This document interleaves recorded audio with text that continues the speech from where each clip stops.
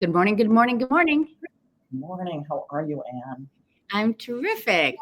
Everyone, welcome to Monday Morning Coffee with Kyle and Ann. I'm Anne.Rossley here with Kyle Harvey. We sell real estate in downtown Chicago with Beard and Warner in the Gold Coast office. And every week we love to talk about real estate. So we have lots to talk about today. Yes. 2025 is kicking off to be a very busy year, don't you think? Oh, it is. It totally is. We're going to talk statistics because it's just the beginning of the month and we don't have all the stats in. We're not going to do a typical recap. We're going to talk neighborhood by neighborhood and what's going on. And then we're going to talk about luxury properties and what big properties sold in 2024. And then from there, we're going to talk about multiple offers and we have a property to show you. So that's our agenda. Good agenda for a Monday morning. Absolutely right. So with that, I'm going to go to our stats. So we're going to look at single family homes and then we're going to look at attached by neighborhood. And this is the neighborhoods we're going to look at. Okay. But we're going to break them down farther so you can really see. Let me get rid of our names. There we go. Is that what you were going to say? There we go. Okay. So this is the north end of the lakefront communities. And we're talking first single family homes. This is an annual number, 65 homes sold in the Edgewater neighborhood. And the most homes was in Logan Square at 217. You can see median sales prices. So, and part of why we're bringing this up is, of course, Dennis Rodkin had his article in Cranes where he takes all the MLS data and tries to parse it out and make sense of it. Last week, we talked about Avondale and Hermosa as being like off the charts big. I thought about doing that and talking about that again. And then I thought, you know what? Our business is downtown Chicago. Let's focus on where we sell and where our clients are interested in learning about. But anyway, what is interesting to me is in these neighborhoods, the median sales price is all over $1 million. Uptown up to $1,253,000. Huge. And then these are the neighborhoods below. So you can see in the blue, that's the near north, which includes Streeterville, Gold Coast, River North. And then to the left of that is Westtown. Below that is the near west side. The near west side is a funky neighborhood because you can see 290 goes through the middle of it. Below it is Tri-Taylor in the medical district. Above it is the hot West Loop.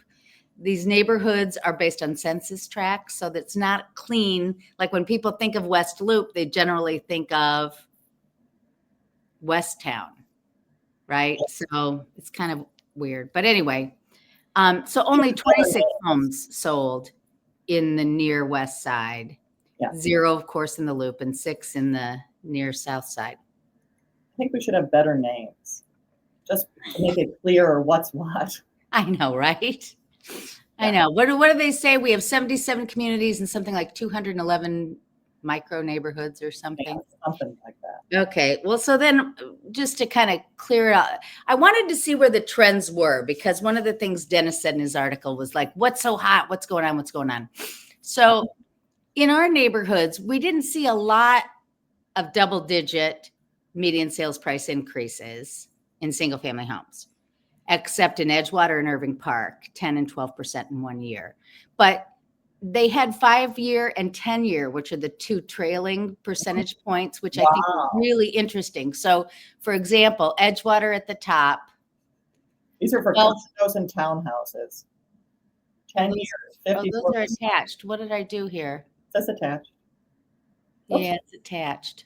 Did we not want to attach? I did single family. Where is my... Oh. Sorry, everybody. Oh, here's single family. I'm all out of order. Okay. We have it. We're just, okay. Oh, yeah. Let's go back to this again. Single family homes, Irving Park, Edgewater, and Uptown had more than 10% growth year over year.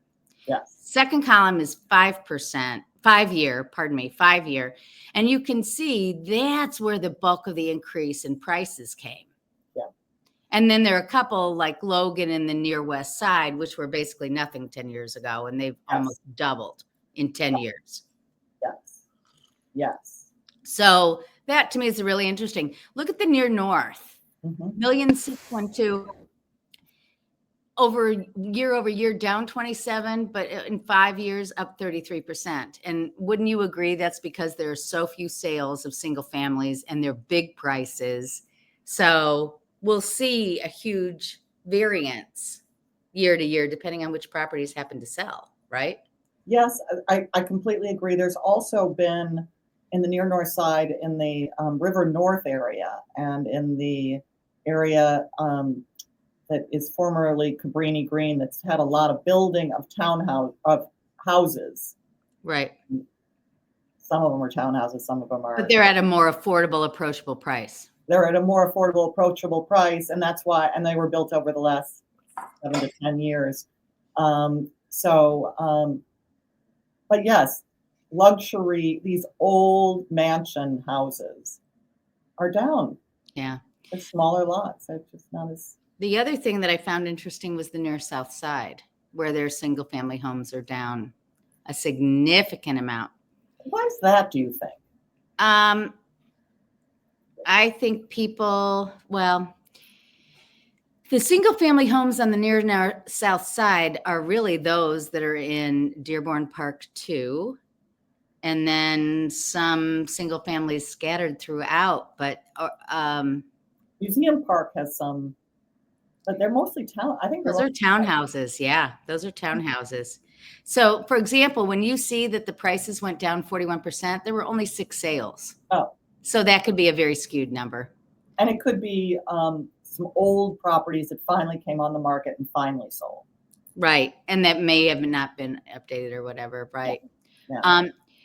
It looks like, and this is what I've been saying for a while, the real opportunity where we are is the near west side.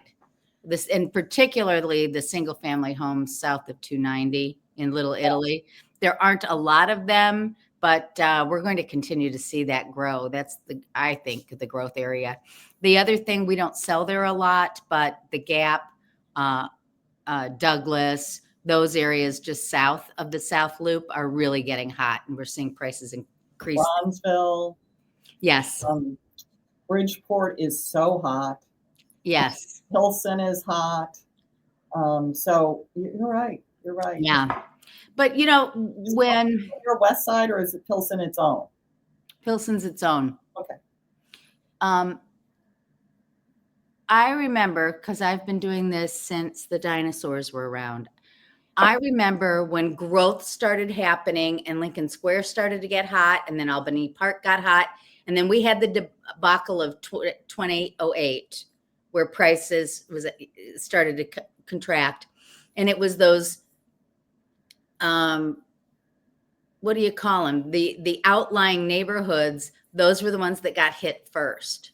Yes. And their prices declined first, whereas the stables like the Lincoln Park, Lakeview, those held their own a lot better. So we're seeing the real opportunity for growth in Avondale, Hermosa, Pilsen, et cetera. But if we have a contracting of the marketplace, those will be the first that'll be hit. That's my point. Well, yes and no. So the reason those were hit hardest, possibly, and I'd be very interested in what economists say, is because of the complete relaxation of standards for lending. And the people who were stretching tended to be stretching into coming out of renting into a home in those neighborhoods because they were affordable, driving up the price, but these people weren't able to then sustain it. I think, I'm wondering if the stability occurred in the other neighborhood, more stable occurred in other neighborhoods because there hadn't been that systematic overreach of or relaxation of standards for lending. But I'm going to say the near north side, when I started doing this in 2017, I was shocked by all of the foreclosures in all of the neighborhoods in which I was working. You would pull up data and everything had an F by it or an S for shorts or SS for short sale. I very rarely see them now, but it was incredible. Even almost 9 years later, it was amazing. So anyway. Most definitely. All right. Well, let's look at attached now. We're going back up to the north side. Edgewater, 645 units, median price 265.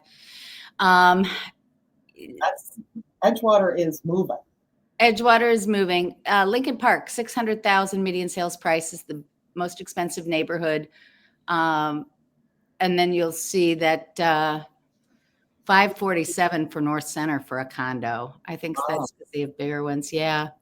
And then let's go to the more southern ones. 581. That's the second most in Westtown, expensive neighborhood to purchase a condo. And the Loop, some are surprised by that price. That's a median sales price. We've got a lot of college type condominiums in the Loop.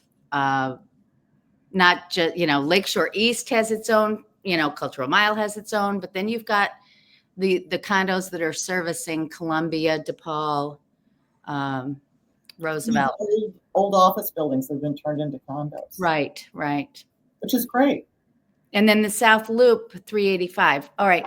So now let's see if I can find my list here and we'll talk about, here we go. Can I just, somebody was talking to me about the push to get people back in the office 5 days a week. I think that's going to help the Loop a lot. Oh, it is. The Loop market. Anyway. The Loop may come back. All right. So here we go again. And only 2 neighborhoods, Edgewater, Irving Park, had condos go in double digits in a 1-year situation. And you can see the near west side, near south side up a little bit. Biggest increases were for Logan Square and Irving Park over a 10-year period, with Uptown pretty close behind. Uptown has really come along. And I remember when my friend called it Dumptown. So Uptown has really, what's great about Uptown is they have large condos at a lower price. So you can find, I mean, sure, many of them are walk-ups, but there are some vintage buildings that have really good space, great light, really a great neighborhood. So, and there's some new construction going on there too, because they've been able to snap up some stuff. Yeah. I have a couple more things to show you quickly now that I'm out of my, okay. So this is the number of single family homes. I didn't do any past stuff because, today and tomorrow, everybody's going to put in their January sales. So I didn't want to confuse it, but the number of homes for sale as of today is an accurate number, 151, up a little bit from December, but barely. Same with attached. Look at that. We're at all-time lows in inventory. The showing time report came out, and this is for December, though, folks. This is not a January number. This is December, and we were down to 1028, but still outpacing the United States in terms of interest to buy. Here we go, though. I did want to pull these showings per listing, and this is single-family homes, 7.1. Look at that. Lots of interest. Lots of interest, lots of foot traffic, to your point. And you said you had very busy open houses this weekend. My 6 North Michigan had good traffic last weekend and this weekend. Only 1.9 months worth of homes available to purchase. And it's like the lowest, under 2. Yeah. That's crazy town. All right. Interest rates have been pretty static. They're in this 6.95. And it seems to not be stopping people. I think this is our new normal, right? Yeah. Although. Well, let's go to the multiple offer deck first, because when you see such low inventory. Sorry. There you go. Here we go. When you see such low inventory, we real estate brokers need to set our buyers and sellers expectations of what to do in a multiple offer situation. And and I'm glad you're bringing this up because, again, every buyer out there, it gets to choose who they work with and enter into an agreement with whom to work. Right. And when you're in an environment like this, you need a good, qualified real estate agent who can help you navigate multiple offers. And I'm going to tell you that, so let's go right to it. So the number one point is sellers get to decide how to proceed when they're in a likely multiple offer situation. Sellers tell their agents what to do. They have all sorts of leeway that people and agents for buyers sometimes pretend that they don't. But you sellers do. So a best offer does not necessarily mean the highest price. Right. The best offer is the best offer for you. And there are a whole bunch. What are other terms, Anne, that you think sellers consider when looking at at multiple offers? What are they looking at? What's the Well, gosh, there are like 8 to 10 different variables, and you're right. Price is the first one. It's not the only one. They're going to care about closing date, and you and I both, if we have a client who's looking to jump into a multiple offer fray, we call up and we ask the other agent, what is it that seller is looking for? What's their ideal closing date? Now, we also know that cash is king, and any offer that is a cash offer, as opposed to somebody with a 5% down interest rate, will be preferred. Carol Ann and Key Mortgage have a program where if you as a buyer are not all cash, but you've been through their system and gotten fully approved, then she can give you a pre-approval that's as good as cash. So that's something you really need to arm yourself with if you're going to jump into the fray and get this property that you're looking for. Of course, more earnest money down, which is no skin off your nose because you're all in under contingency and protected. And then that just shows your good faith. And then, little things like tax prorations, and you just need to be very good about it. So I don't think you do. I don't ever tell people to waive their inspection. Oh, no. Some agents will advise them, but I would say you narrow it and you tell them you're not going to nickel and dime them. And it's only to make sure there are no major issues. And that's how you play ball. So one of the, I was reading something, or I think I saw where what was important to the seller was the ability to close, let's just say on February 1, but to lease it back at no cost. Right. March 1. They needed the money so that they could buy their next home, and they needed a place to stay. So that was of value. That's a biggie, right? And especially if you get somebody who's downsizing, then they really want somebody who can work with them. Yeah. So there are various things, and a good agent will tease those out, as Anne says. And yes, one of the great things about Key Mortgage is how closely they work with the sellers to keep them apprised, to keep them confident in my buyer clients offer, and then being under contract. They help keep the deal together by making sure that the sellers remain confident in what's going on. Right. You bring up a really good point. And too, Carol Ann has called listing agents and explained to them just how strong, and that makes all the difference in the world because other lenders aren't out there doing that. Yeah. And so here are a couple other things that sellers get to decide. They can tell us, their agents, don't tell if there are other offers. I don't want people to know, because a number of buyers don't want to be in a multiple offer situation. Right. So I don't have to tell you. You can tell me, Kyle, don't tell the brokers, the buyer's agents, if there are other offers. I do what you tell me. You can count. So let's say you get 5 offers, you can work with one that you're confident is going to be the best one, and put the other ones aside for the while. Right. And that's a good point, Kyle. I like that, because all these agents out there think they're entitled to stay in, and they can get very testy with us. But if let's just say you write an offer that is basically cash, good price, it's possible that seller will say, I really like it, but if you can just tweak your closing date or one other little thing, let's go. So, And one of the things that I think you and I have noted, and my guess is it's all the experienced Barry Warner agents feel this, is when we're on the other side, when we're bringing a buyer, a lot of sellers agents are like, I want to work with Barry Warner. They've got it together.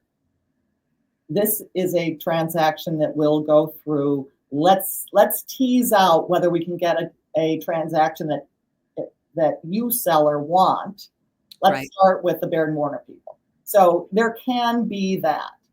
Well, okay, let's be honest here. How many times have you had multiple offers as the listing agent? And if it's an agent that you've shown with, done a transaction with before, who you know is professional, I tell my sellers that. Oh, absolutely. Absolutely. I'm like, this is a clean offer. They brought me a contract that didn't have mistakes on it, right? How many times do we see that? They don't fill in all the blanks, I have to rewrite contracts for buyer's agents. I'm like, you've got to be kidding. It's crazy town. Yeah. Yeah. But anyway, and so to your point, when we bring an offer in, those listing agents know us, they know it's going to happen. And that brings a lot of comfort to a seller in a multiple offer situation. Sellers get to also just work with one and reject the others out of hand. So the bottom line is, we're your agents, sellers. We explain the pros and cons of all the courses of action, but you decide. Right. Okay?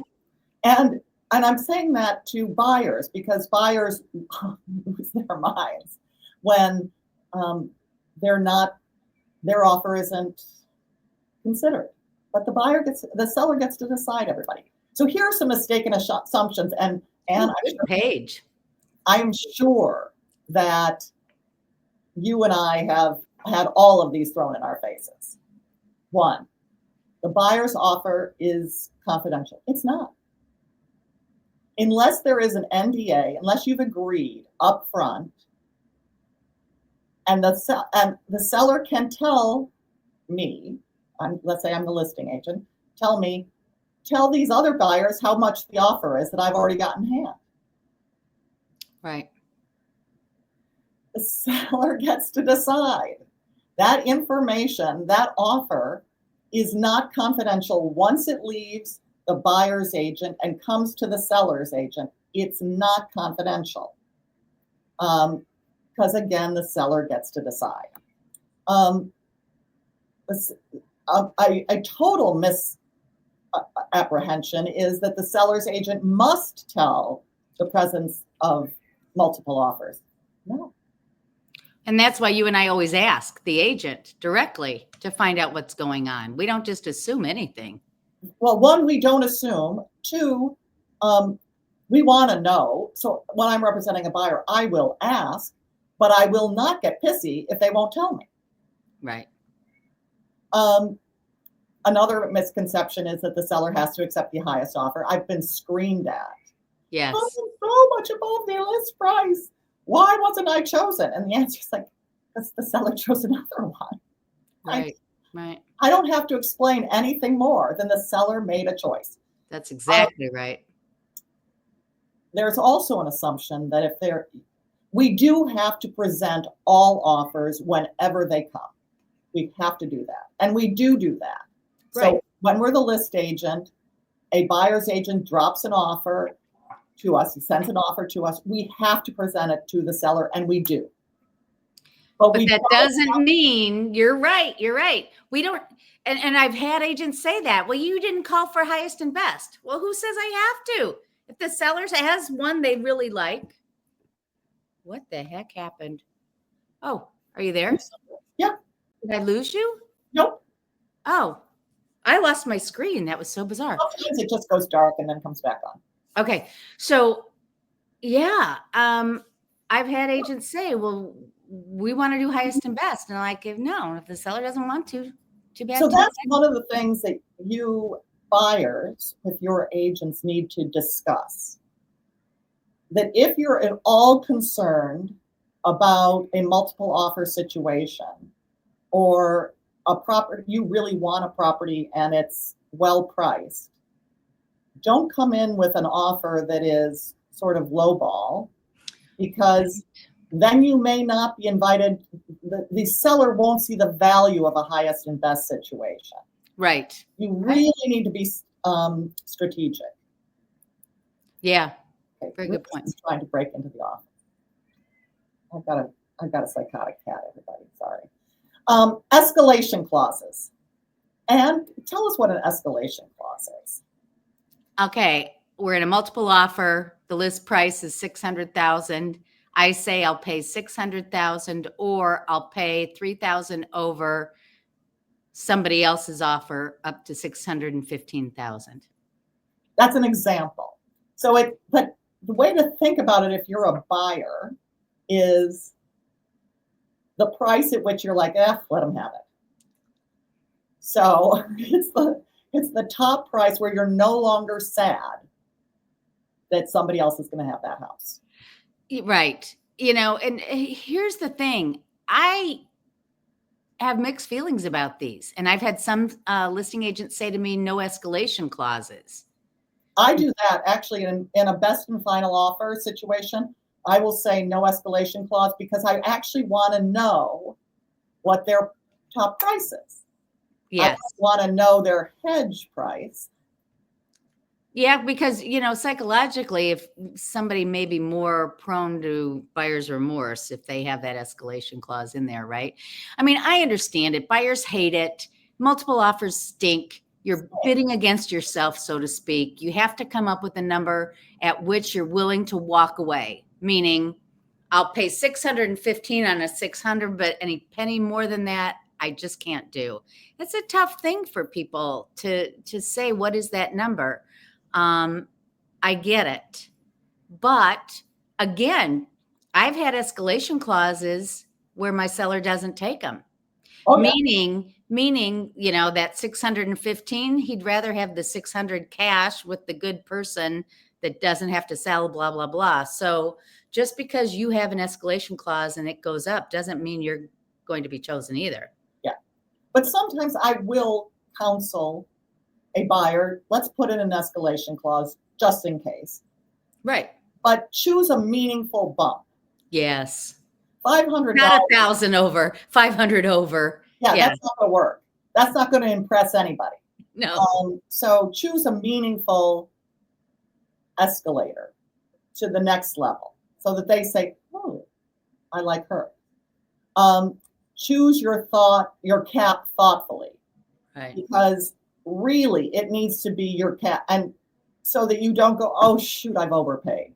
Choose the cap, because remember, it's expensive with a new home. You're going to have to do things in the new home. You're going to have to fix things that you didn't anticipate fixing. You're going to want to change things you didn't anticipate wanting to change. So choose your cap thoughtfully. And then your agent's going to make sure that once you win with the escalator, that they see the signed contract and the price on that contract. Right. Absolutely. Okay, now, one thing we haven't talked about here, Kyle, is appraisal price. Let's do that next time. Okay. Let's absolutely look at the appraisal. And how that's affected by all this. Yes. Okay. But appraisals, I think, there are a lot of loans that aren't even doing appraisals, or they're just getting through. I mean, it's because the prices keep going up. Right. Yeah. Right. Yeah. Okay. That's what I've got there. Do you want to go through your let's just take a quick look. Let's do a quick look. We get it done. We can put top sales of 2024. So these are the luxury top sales, and they are, no surprise, right in the heart of the city. So 9 Walton, the 37th and 38th floor, that our governor and his wife purchased from Ken Griffin, who abandoned the city for Florida. And this is the condition of the property right now. The governor and his wife are going to have to do everything on these 2 floors at the top of. Well, I think we have a theme here. There are no toilets here. There are no toilets. There are no toilets. They'll be taxed appropriately. So one of the fun things for this is in 2006, the Pritzkers paid the highest price for a property when they bought their mansion on Astor Street. They spent $14.5 million for that, and it needed a lot of work. And more than that, Ken Griffin paid $34 million, little over $34.5 million for those 2 floors. So he lost his shirt on those. But he always overpays for real estate. It's a good thing he's better at hedge funds than he is real estate values in Chicago, right? Or anywhere. You should see what's in New York and elsewhere. Yeah. One of the nice things, especially for a governor, is that there's a private elevator. And the reason I say especially for a governor is the crazies in this world fixate on governors. And so this is just more secure. It makes a lot more sense. It's much more secure for the Pritzker family, which I think is great. Right. The next one is 1932 Burling, which we've seen a whole bunch of times. So this one, I feel very sad for these. Well, I don't feel sad. It closed on August 19th, 2024. This house was built in 2010. It sits on 7 oversized city lots. So it's a huge property. Mm-hmm. It went on the market on the day that I got my license. Oh my God. 8 years ago. And it sold on my 65th birthday. This is an actual home. There you go. On the market for $50 million. And it sold for just over 30% of its original list price. Isn't that something? And its tax bill, guess how much it pays in taxes? I'm going to guess. From Lincoln Park. Well, shoot. It's a lot. I can't even think what it would be. $333 million. Wow. I mean, 333,000. Excuse me. Right. I knew what you were going. That'll decline. Well, yes, 1. Well, maybe, and 2. It's if once they get a homeowner's exemption, it'll come down. A couple thousand. Yeah, exactly. Oh, funny. Okay. Good Lord. Always get your exemptions. 400 West Dickens sold just under that. And that's a beautiful property. That is. Yeah. That's sold. It's a 15,000 square foot house on the corner of, I'm trying to picture. I guess it's on the corner of Sedgwick. It sold in 6 days for 95% of its $15 million price. So that just goes, I don't care what property, what luxury price range you're at, you need to be priced right. Right? Oh, yes. It went on, it is only on 5 short city lots. So it's wide, but not very deep, just based on the, the lot sizes. Hey, listen, who can't live on 5 city lots? I'm just saying. It has 7 bedrooms, 7 full baths, 3 half baths, and 5 distinct outdoor spaces. So it's really fantastic. It's in a really beautiful neighborhood too, and the buyer is not disclosed. The buyer is not disclosed to the one on Burling either. Okay. There we coming back to the Gold Coast. Yes, and this is an attached property. This is 65 East Goethe. It is the 8th floor, the north side. So this top sort of, you see where you can't see where that's been on forever too. I think this is not the one that's been on forever. Oh, really? I think this is not. It's the MLS says it closed in 82 days. Yeah. Yes, I remember there being the one that's been on forever was a full floor, but I remember this one, the 8th floor, remember when Jim Kinney had an undeveloped space on the 8th floor? Yes. So this is why I don't think it's necessarily that one. Oh, you think, okay.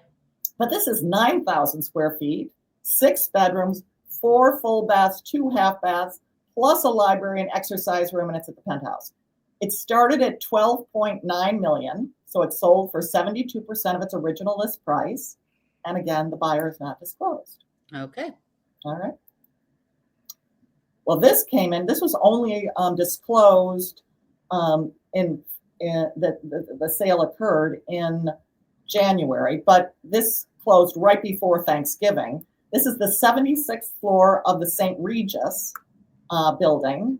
So 5,900 square feet, 4 bedrooms, 4.5 baths, full floors, windows in every direction. It's bought by a couple who may or may not be related to the owners of Le Creuset or Creuset, the French brand. Right. I don't know it, but it's supposed to be a very nice cast It is very nice, yes. brand. And what's really interesting, and you probably followed this because you're much more involved in this building, Anne, the closing took place after a Mexican investor bought 84 condos in the building. Right. We reported that last week, that they had offloaded all those units. Yeah. But this sale was not from that bulk right purchase. This was this had been carved out before that. Right. And the investor is something called GD Holdings, which is an apparel group. You know, they own, in Mexico, they own a number of apparel brands. And they already own the hotel, the St. Regis hotel space, in a joint venture. And that group has not yet said what it's going to do. Right. With these condos. Are they going to rent them out? What are they going to do? I'm sure they will rent them out and then just sell them as they appreciate. Yeah. Mm-hmm. Interesting stuff. That's it. All right. So I've got, before we say goodbye for the week, I want to show you my new listing at 17 Division. You ready? I'm just going to hit it and the video will play. And let's hope you hear volume. I don't know.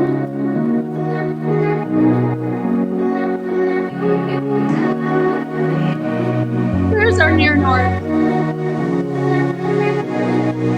little bit long. There it is. Kirkwood.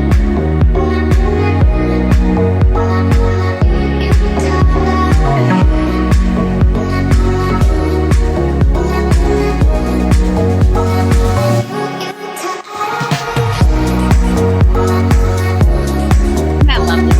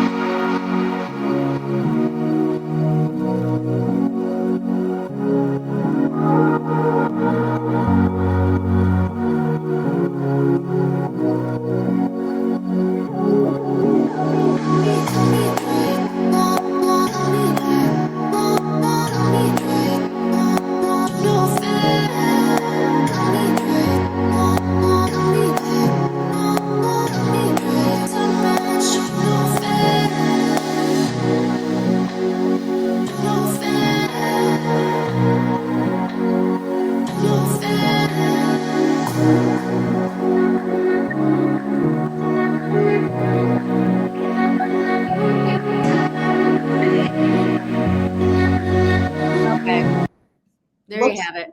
Looks great. Tell us the price. And 640,000, 17 East Division, 2 bedroom, 2 bath, 1,600 square feet. What floor? Top floor, third floor. Third floor, walk up. Yes. Is there parking? Nearby. Nearby, as there is on Division. That's right. There are 3 places to choose from within a block. Excellent. Well, thank you, Anne, for sharing that with us. My pleasure. We'll see. We're going to have that open this weekend. And so I'm expecting it to be busy, just like yours were busy. Yeah. And we'll go from there. Sounds great. Well, thank you, Kyle, for all of your good stuff that you brought to the table today. Lots to talk about. We have lots to talk about next week, too. Yes. Thank you, everybody, for watching. Please subscribe, follow us on social, and we'll see you next time. Take care.